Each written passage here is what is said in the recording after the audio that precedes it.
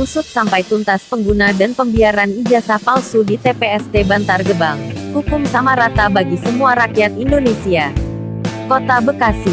Kasus penggunaan ijazah palsu di TPST Bantar Gebang, UPST LHDKI Jakarta yang sedang diungkap oleh Armen Purba, selaku Koordinator Lapangan LSM Indonesia Morality Watch terus berlanjut. Menurut Undang-Undang Nomor 1 Tahun 2022 tentang Kitab Undang-Undang Hukum Pidana, KUHP, mengatur larangan penggunaan ijazah palsu. Larangan itu mencakup pembuatan, penerbitan, dan penggunaan ijazah serta gelar akademik palsu.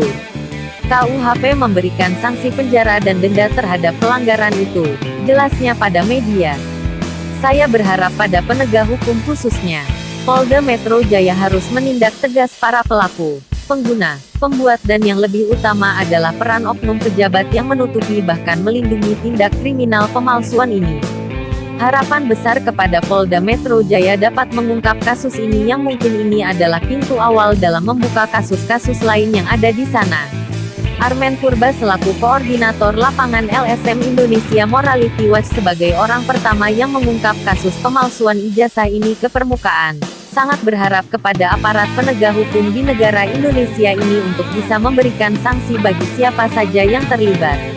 Armen Purba telah melakukan konfirmasi di lapangan pada tanggal 4 April tahun 2023 dan menurut hasil konfirmasi yang didapat bahwa Setio Margono selaku Kasatlantas TPST Bantar Gebang, UPLHDKI Jakarta telah mengetahui perihal ijazah palsu tersebut sejak bulan Februari tahun 2023. Pemalsuan ijazah ini juga tidak berarti bagi Dinas Lingkungan Hidup DKI Jakarta, karena para pelaku pengguna ijazah palsu tersebut tidak mendapatkan sanksi apapun juga.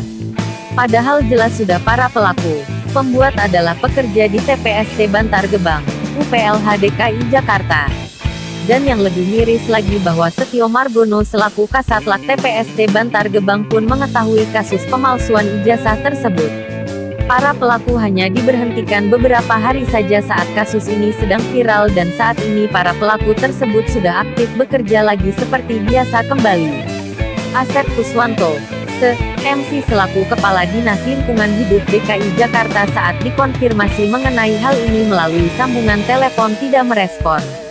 Begitu juga dengan Setio Margono sebagai Kasatlantas TPST Bantar Gebang tidak memberikan tanggapan saat dikonfirmasi oleh awak media.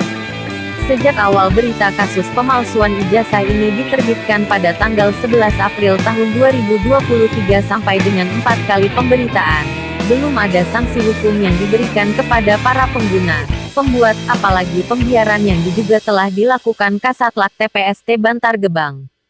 Seolah kasus pemalsuan ijazah ini bukan suatu tindak pelanggaran pidana, padahal sudah jelas ada pasal di KUHP yang mengatur tentang pemalsuan ijazah. Dokumen ini Armen Purba selaku Koordinator Lapangan LSM Indonesia Morality Watch sebagai orang pertama yang mengungkap kasus pemalsuan ijazah ini ke permukaan, sangat berharap kepada aparat penegak hukum di negara Indonesia ini untuk bisa memberikan sanksi bagi siapa saja yang terlibat.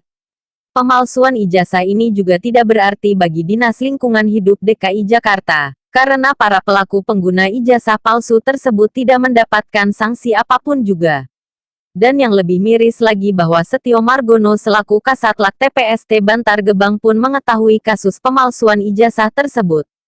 Para pelaku hanya diberhentikan beberapa hari saja saat kasus ini sedang viral dan saat ini para pelaku tersebut sudah bekerja seperti biasa kembali. Pada tanggal 28 April dan surat tugas ditanda tangani oleh PL Haiyan Setiawan.